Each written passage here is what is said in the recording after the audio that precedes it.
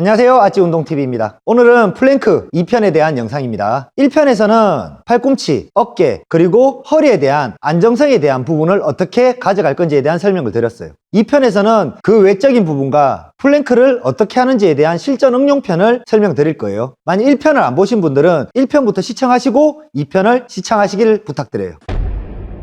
1편에서 고관절과 다리 근육이 허리에 대한 안정성을 만들어준다면 그거 말고도 안정성을 도모하는 무언가가 있어요. 그게 뭐냐면 바로 호흡입니다.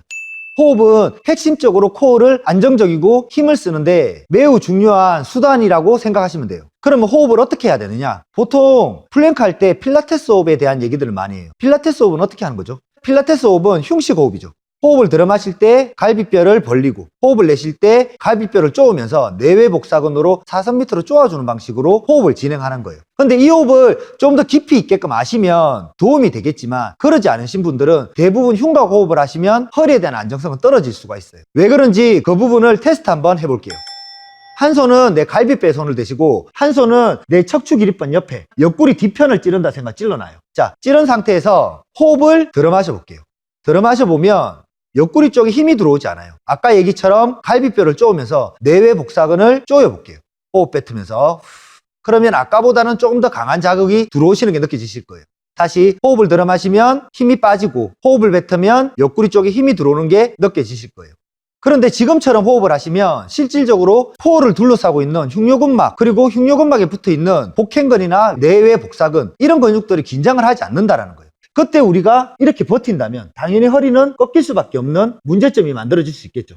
이 부분을 어떻게 보완하냐면요. 필라테스 오래 하신 분들이나 이런 분들은 잘 아시겠지만 호흡은 배에 대한 코르셋을 채우는 거예요. 배에 대한 코르셋을 채우는 건데 우리가 그냥 호흡을 하면 앞배는 많이 나오지만 옆이나 뒤에 대한 부분에 압을 가하는 부분은 익숙하지 않아요. 그렇기 때문에 앞으로 배를 내미는 게 아니고 흉곽을 벌리는 것만 집중하는 게 아니고 옆과 뒤에 있는 부분을 호흡을 들어 마실 때 밀어내셔야 돼요. 그러면 호흡을 들어 마실 때 옆구리 쪽이 빵빵하게 힘이 들어온 느낌이 만들어지셔야 돼요.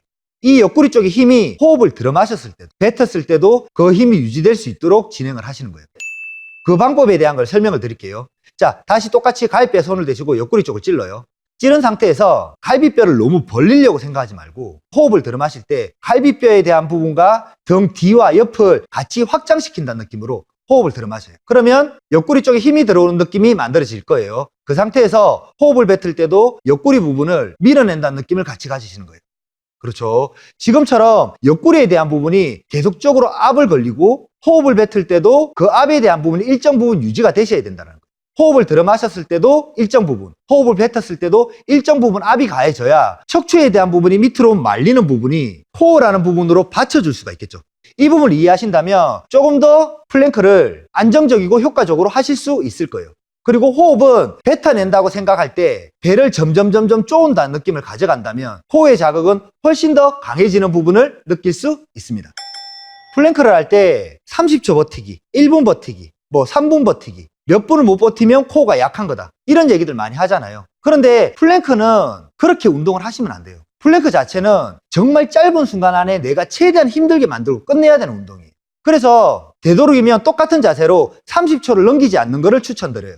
우리 몸은 강하게 힘을 쓰려고 하면 그 근육들은 짧은 순간 안에 자기가 가지고 있는 산소를 모두 소진해버려요. 그때부터는 근육이 힘을 쓰는 게 아니고 근육이 힘이 빠지다 보니까 거기에 붙어있는 관절들이 힘을 쓸 수밖에 없는 구조가 되는 거예요. 그 말은 뭐예요? 나는 분명히 코어를 단련하고 근육을 키우기 위해서 운동을 하는데 실질적으로는 관절로 버티고 있는 현상이 만들어진다는 거예요. 그렇기 때문에 시간은 최대한 짧게 하고 그 안에서 최대의 효과를 만들 수 있는 강도를 설정하는 게 중요하세요. 그래서 되도록이면 30초를 넘기지 말고 세트 수를 더 많이 하실 수 있도록 생각하시는 게 훨씬 더 현명해요.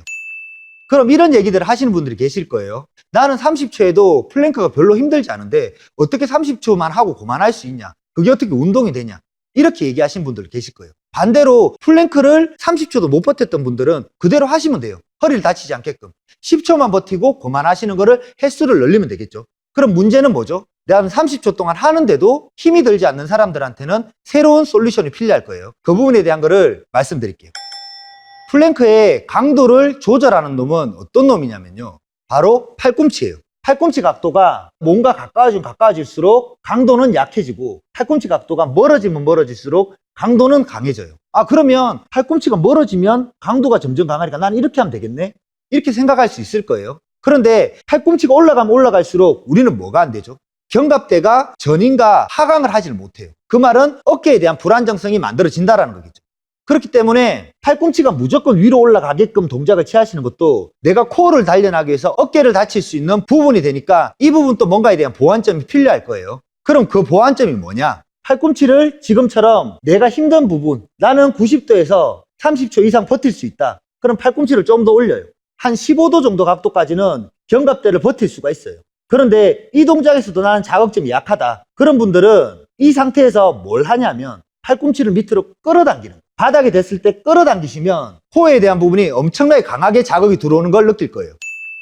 플랭크를 똑같은 자세에서 오랫동안 있는 거는 안 좋다고 아까 전에 말씀드렸어요. 그 시간이 30초라고 얘기 드렸지만 10초도 안 될 정도로 빠른 시간 안에 우리 근육은 산소를 잃어버려요. 그렇다면 똑같은 자세로 30초를 버티는 것보다는 내 몸을 조금씩 움직여줘서 코어에 대한 부분들이 힘을 쓰는 것들을 조금씩 나눠준다면 어떤 코어는 운동을 할 때 어떤 코어는 잠깐 쉴 수가 있겠죠. 그때 산소 공급을 받을 수 있을 거고 계속적으로 운동을 해도 산소 결핍이 생기는 문제점을 막아줄 수 있을 거예요. 그 방법에 대한 것도 지금부터 설명을 드릴게요.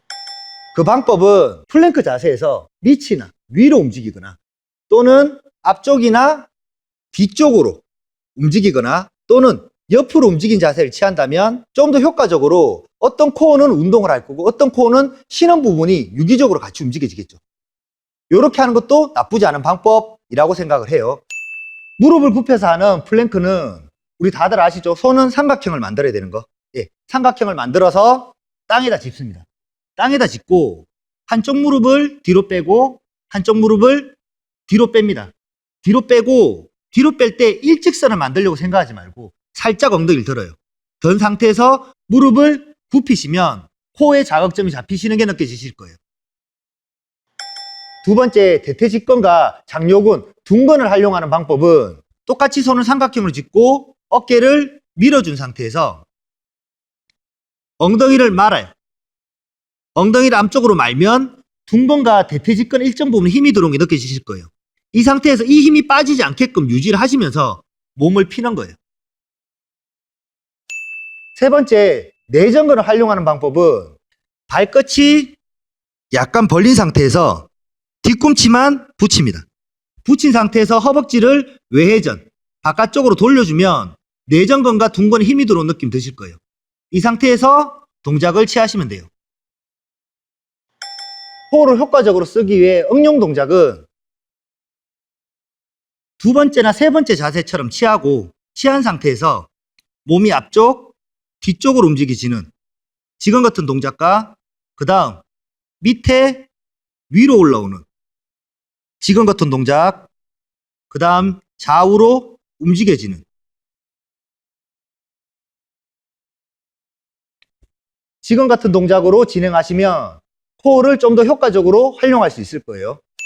나는 30초 이상 버틸 수 있다 라고 얘기하시는 분들은 코어에 대한 강도 설정을 다시 하셔야 되는데 그 방법은 처음에 팔을 놓을 때 처음부터 어깨가 팔꿈치보다 뒤로 오게끔 동작을 취하고 자세를 잡습니다. 자세를 잡고 그 상태에서 자세를 만드는 거예요.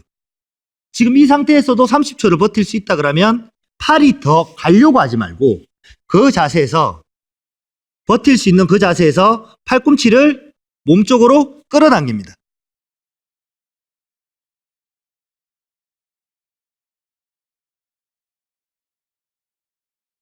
지금처럼 동작을 취하시면 플랭크 할 때 허리에 대한 안정성도 충분히 지킬 수 있고 그리고 효과적인 코어 운동도 가능하실 거예요.